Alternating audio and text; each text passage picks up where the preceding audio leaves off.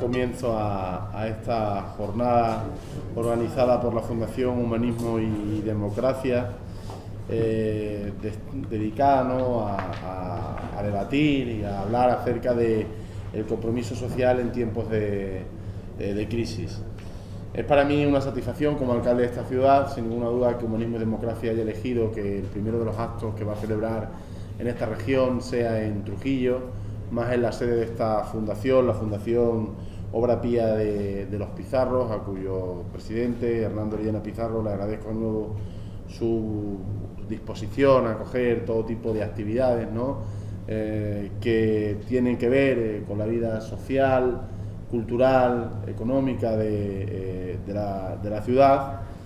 Y como digo, pues creo que no hay lugar más apropiado para hablar de la labor que hace la Fundación Humanismo y Democracia que esta propia sede, que representa la simbiosis que entre nuestro país y América Latina se produjo hace ya algo más de 5 siglos, cuya labor ahora Humanismo y Democracia desarrolla de manera muy intensa y desde otra perspectiva en aquellos lares por los que trujillanos de hace 5 siglos empezaron a escribir un pequeño trozo de la historia. Decir que para mí es, como digo, muy importante que en la ciudad de Trujillo se conozca la labor que la Fundación Humanismo y Democracia hace. La Fundación Humanismo y Democracia, a la que tengo también el honor de pertenecer como socio, desarrolla una labor social muy importante que contribuye al desarrollo de las comunidades más desfavorecidas, fundamentalmente en países del ámbito de Iberoamérica, pero también en países del Pacífico, como pueda ser Filipinas, donde sé que también tienen algunas actividades, si no me equivoco. A través de las fundaciones y de los colectivos sociales que en estos tiempos se dedican a la cooperación, se desarrolla y se hace una labor de una importancia, yo creo, mayúscula, ¿no? Y lo decía hace escasos días en una visita que tenía de ciudadanos y ciudadanas de Perú, en el Ayuntamiento de Trujillo, en el que cuando uno tiene la oportunidad de visitar aquella zona, aún a pesar de las dificultades que vivimos aquí, nos damos cuenta de que sigue siendo muy necesario el compromiso social desde nuestra región, desde nuestro país, para intentar que aquellos que están en una situación desfavorecida en aquellos países, pues encuentren algo de aliento y ayuda. Pero la Fundación Humanismo y Democracia no solo se dedica a lo que es al ámbito de la cuestión social, sino que también realiza una labor tremendamente importante, que es la de la formación de personas para el desarrollo intelectual, social, económico y político de aquellas zonas más desfavorecidas. Es decir, es necesario que para que aquellos lugares se desarrollen y no tengan una dependencia permanente de la ayuda que podamos dar desde aquí, tengan cuadros de gente que estén formados para poder decidir su propio futuro, su propio destino. Y esa labor también se desarrolla desde la Fundación Humanismo y Democracia a través de cursos y de programas de formación destinados, como digo, a futuros cargos de la administración pública de aquellos países en los que Humanismo y Democracia tiene también una labor social tremendamente importante. Pero esta tarde aquí vamos a hablar también de la realidad social que tenemos en nuestro país, que en este momento también es tremendamente complicada, en la que también se hace necesario una implicación social de las fundaciones, organizaciones no gubernamentales, asociaciones o colectivos que en definitiva colaboran con las administraciones públicas, que somos nosotros, para poder poner en marcha todo un programa de ayudas que en definitiva palíen la situación de tremenda dificultad que muchos ciudadanos en España están pasando. Y la prueba de ello pues será lo que María Isabel Pablos, la responsable de Cáritas Interparroquial en Trujillo, pueda comentaros, que con el ayuntamiento que tengo el honor de presidir, pues tenemos una estrechísima colaboración, ¿no? Y a la que desde aquí públicamente, aprovechando que hay medios de comunicación, agradezco la labor que desarrollan, ¿no?, en pos de los que más lo necesitan en la ciudad, ¿no? Pero vuelvo a reiterar, y con esto termino, que es muy necesario que seamos capaces de mirar más allá. Yo creo que el compromiso social no solo surge para con tu entorno más cercano, que es en el que evidentemente primero se puede demostrar o en el que primero se puede tener unas inquietudes hacia las que mostrar tus propias sensaciones, ¿no? O tus propios sentimientos de colaboración o ansias de colaboración, pero evidentemente vuelvo a reiterar que es muy necesario que tengamos una visión más amplia y seamos capaces de ver que tenemos la obligación moral, y más estando en una ciudad como esta, de contribuir al desarrollo de nuestras naciones hermanas en Iberoamérica y en otros lugares del mundo. Fundamentalmente, vuelvo a reiterar, pues Humanismo y Democracia está muy vinculada a todos los países del orbe, del antiguo orbe hispánico, ¿no? En vano Filipinas también fue colonia hasta finales del 19, y por lo tanto tenemos que devolver aquello que algún día ellos nos dieron a nosotros. No podríamos escribir la historia de Trujillo sin contar con el esfuerzo y con el sacrificio de muchas personas de Perú principalmente, pero también de otros muchos países que contribuyeron a que nosotros podamos sentirnos orgullosos de la ciudad que tenemos hoy. Pero eso tenemos que devolverlo con un compromiso muy, muy importante. Como digo, este ayuntamiento, que no tiene partida para la cooperación internacional, evidentemente la dimensión económica y social del municipio no da para eso, sí quiere demostrar, y lo va a hacer en su presupuesto del 2014, un compromiso con la ciudad hermana de Trujillo de Perú, en la que a través, bueno, pues de directamente con quien está llevando todo un proceso de recuperación y de integración social en las zonas de Alto Trujillo, en Perú, que tuve la oportunidad de visitar, un obispo extremeño de Don Benito, el padre Monseñor Javier Travieso, que realiza una labor magnífica en Alto Trujillo, en Perú, y a través de una fundación que se llama Extremayuda, gestionada también por personas muy vinculadas a Trujillo y a su comarca. Vamos a intentar colaborar para que ese centro materno-infantil que hemos puesto en marcha en la zona de Alto Trujillo pues pueda tener una pequeña aportación desde nuestro ayuntamiento, para que sea una realidad a pleno funcionamiento y, como digo, podamos ver esa otra perspectiva que sucede, aun a pesar de que evidentemente, bueno, pues los datos económicos que podemos tener de Perú ahora mismo sean más halagüeños incluso que los de la propia España. Pero yo creo que también lo que sucede allí nos debe servir de ejemplo a nosotros para no repetir los mismos errores. Es decir, mi visita el pasado año a Perú me llevó a tener la sensación de que se está produciendo un importante desarrollo económico y social, pero sin ninguna duda ese importante desarrollo económico y social no tiene una dirección múltiple, en el sentido de que no llega a todos por igual. Es decir, se acrecentan en esas importantes cifras de desarrollo, de crecimiento del Producto Interior Bruto del 7 o el 8% de Perú. No hay aún, y espero que solamente sea eso, un aún, esa es mi esperanza que permanentemente traslado, no hay aún un reflejo real en todos los estamentos de la sociedad de Perú. Y esa es la contribución que desde Humanismo y Democracia se hace, no solo en el aspecto social, sino, como he dicho, también en el aspecto cultural y de formación, que es básico, que las personas que ahora tienen una oportunidad económica y social en Perú tengan unos valores para que cuando tengan la responsabilidad de dirigir o de tomar determinadas decisiones tengan en cuenta unos principios que sean ecuánimes y que afecten a todos por igual. Yo creo que eso es la gran aportación que hace Humanismo y Democracia, y por lo tanto, como eso no solo es aplicable a Perú, sino que en unos momentos como estos también es profundamente aplicable a España y a todos nuestros colectivos sociales, económicos, políticos y culturales, quiero que sean las palabras que evidentemente queden a disposición de este foro. Nada más y muchísimas gracias.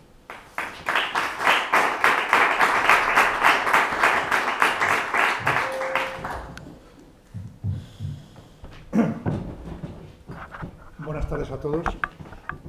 Me llamo Pedro López Fernández Marcote. En el programa soy el coordinador de las delegaciones. Quiere decirse el despliegue que tiene Humanismo y Democracia, esta organización, fundación, ONG, que ha hecho alusión al alcalde, es el despliegue por toda España en trabajo, mi responsabilidad. Y en este momento estamos en Trujillo, a la cual agradezco a dos personas, a tres especialmente, al alcalde, por presidirnos, a la Fundación por habernos cedido su local, que no hace falta comentarlo, y aunque no está aquí, a la presidenta de la Fundación Balondo Calaf, que es Jerónima, que es la subdelegada del gobierno en la provincia, que ha financiado. En fin, no es que nos haya regalado nada, si hemos ido a un, como se hace en estos casos, salió una convocatoria y, en fin, y la obtuvimos. Y entonces esa convocatoria tiene por finalidad, en la provincia de Cáceres, concretamente, explicar qué es humanismo y democracia y qué hacemos. Y eso es lo que brevemente hoy quiero yo introducir. Bien, antes de entrar un poco en el tema en cuestión, que yo solo voy a hacer un bosquejo y que van a desarrollar después Mariano, que es el delegado de la Fundación en la provincia de Badajoz, y en fin, y también otros ponentes que estarán y veréis aquí, entre ellos el presidente Cáritas y Teresa Bravo. Bueno, antes de entrar, digo, en la materia que nos reúne aquí, quiero explicar un poco lo de humanismo y democracia, aunque el alcalde ha hecho alusión. Humanismo y democracia tiene dos palabras, humanismo y democracia, como es obvio. ¿Y por qué son esas palabras?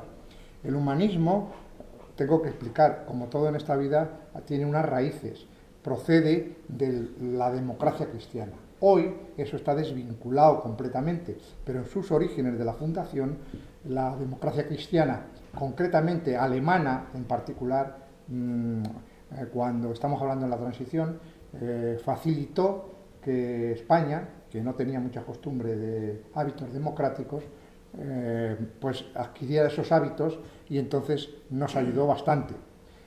Yo no estaba, por supuesto, en esa fundación en ese momento, pero esos son los orígenes. Y democracia es precisamente porque la línea que se siguió en ese momento era desarrollar hábitos democráticos en los cuadros políticos españoles que tampoco tenían mucha costumbre de ello y que muchos de ellos sabían lo que era la democracia de una forma intuitiva, pero en fin, hay que descender al detalle, sistema mayoritario, sistema proporcional, en fin, las cositas de detalles que es donde está siempre el demonio en estas cosas. Bien, entonces ya estos antecedentes tenemos que citarlos porque se han quedado en nuestras palabras, pero es obvio que ya esto no tiene ninguna, no nos condiciona nada. El humanismo sí, porque es el centro de la persona, pero ya no la democracia cristiana, ¿eh? Y la democracia, gracias a Dios, creo que ya sabemos bastantes, seguramente los que estáis aquí más que yo, o tanto como yo por lo menos, cuáles los grandes conceptos, los conceptos intermedios y los pequeños, y cómo se maneja uno en estos sistemas, en este sistema político que dijo Churchill, que es el peor de todos si se quitan todos los demás, claro. Entonces, aunque tiene muchos defectos, pero no cabe duda que en este momento no hay otro mejor. No podemos, me viene la palabra de esos que utilizan democracia radical para utilizar con fines espurios, pero bueno, eso es otro tema y digresiones aparte. Es esa humanismo y democracia. ¿Por qué se caracteriza humanismo y democracia en este momento, que es lo que interesa? También el alcalde, que como socio nuestro, lo sabe muy bien. Nosotros realizamos proyectos de cooperación al tercer mundo, fundamentalmente en este momento que se ha cerrado el grifo económico y que nosotros hemos hecho al compar de la Agencia Española de Cooperación, donde por cierto trabajan cuadros que estuvieron con nosotros antes, incluyendo al secretario general. Bueno, pues entonces hemos cerrado el abanico, porque ya no podemos extendernos tanto como antes. Quitando Filipinas, que tenemos especial predilección porque fue nuestro, español me refiero, y que está bastante abandonado. Yo creo que no hay ninguna ONG española, nada más que nosotros ahí. La Reina fue en una ocasión y tuvo que ir a un proyecto nuestro. Quitando Filipinas, el resto son todos en América Latina. Y desde luego donde más tenemos es en Perú, Viru, que llamaban en Perú es donde más tenemos. Y no en la capital, sino en los pueblos de Castrovirreina, etcétera, que están en las montañas. Porque viene la segunda parte. ¿Qué ocurre con estos países que tenemos proyectos en Bolivia? Más que ninguno en Perú. Tenemos en Bolivia, tenemos en Colombia, 3, y en este momento, en Haití y en República Dominicana. Entonces, en República Dominicana incluso tenemos una delegación, en Colombia también, pero en Haití ha sido a raíz del terremoto, o sea, no en estos países donde volcamos nuestro esfuerzo. Entonces, nosotros adquirimos pronto una seña de identidad que nos caracteriza, que es lo que también ha citado él, que llamamos fortalecimiento institucional. ¿Qué es eso de fortalecimiento institucional que caracteriza al organismo de democracia? Pues simplemente el enseñar, más que nada con el ejemplo, a aquellas personas, responsables políticos de municipios concretamente, que son receptores de la ayuda y de nuestros proyectos, pero que nos dimos cuenta enseguida de que esos proyectos se ponían en marcha y al poco tiempo entraban en conflicto y dejaban de funcionar. Entonces nos dimos cuenta cuál era el problema.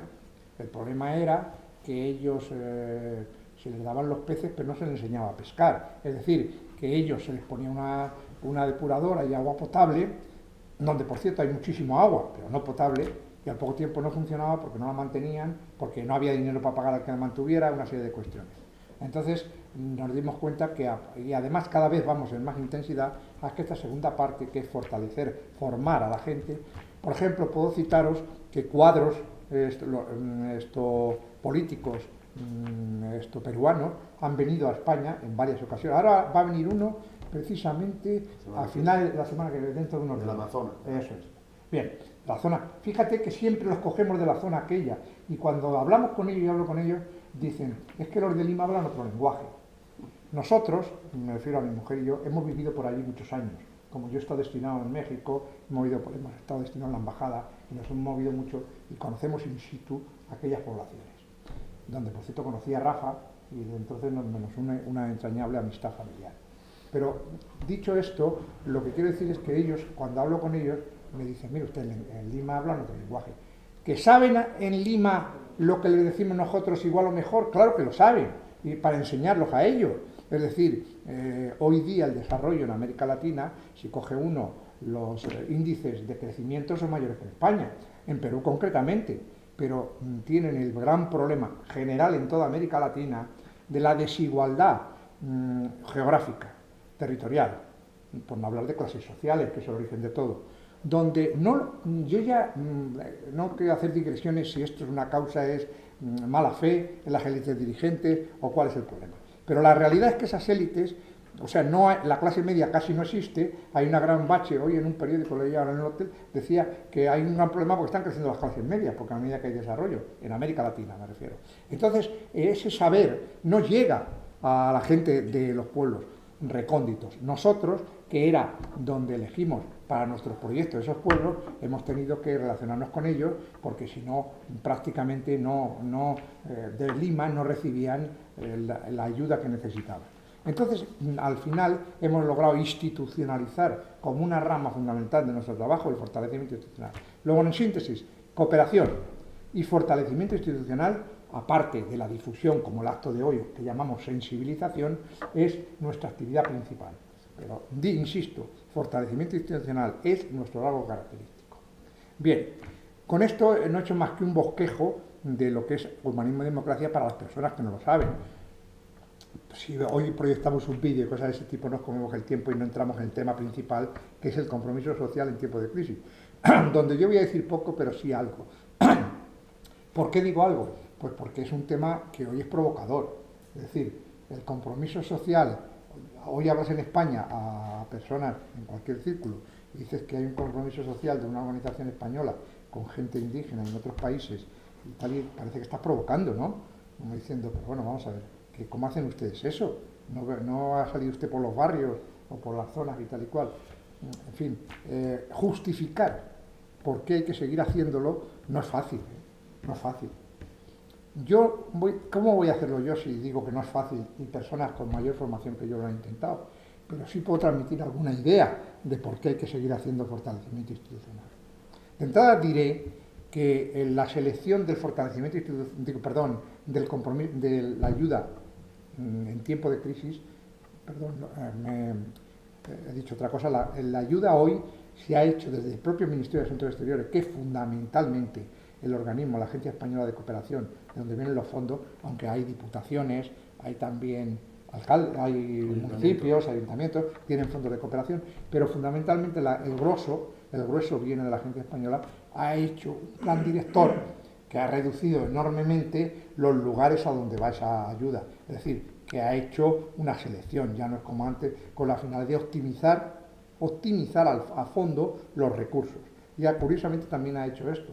Dinero y enseñar también es una directriz que no en vano eran cuadros nuestros hasta hace un par de años. Bien, entonces esta ayuda, ¿por qué hay que seguir utilizándola? Primero porque si viéramos, no hace falta ser muy imaginativo, pero si viéramos cualquier película o cualquier libro, leemos aquellos, veremos que a pesar de gran desarrollo en términos de crecimiento del PIB, aquellas sociedades tienen un Producto Interior Bruto mucho menor que el nuestro, y lo que es peor todavía, ese Producto Interior Bruto, como dice aquel, los pollos se los comen unos, pero al otro no lleva nada de pollo. Es decir, el Producto Interior Bruto es la riqueza de un país partido por el número de habitantes. Pero claro, para que eso sea un indicador válido, tiene que haber un poco de equilibrio, porque si a uno no le llega y a otros sí...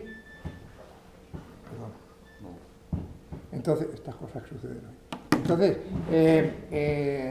como digo, no hay sitios en el mundo donde sean, o quizá en África también, donde sean más desequilibrado la distribución de la riqueza. Por lo tanto, nos tenemos que dar cuenta de que allí, incluso así, el Producto Interior Bruto es menor que el nuestro.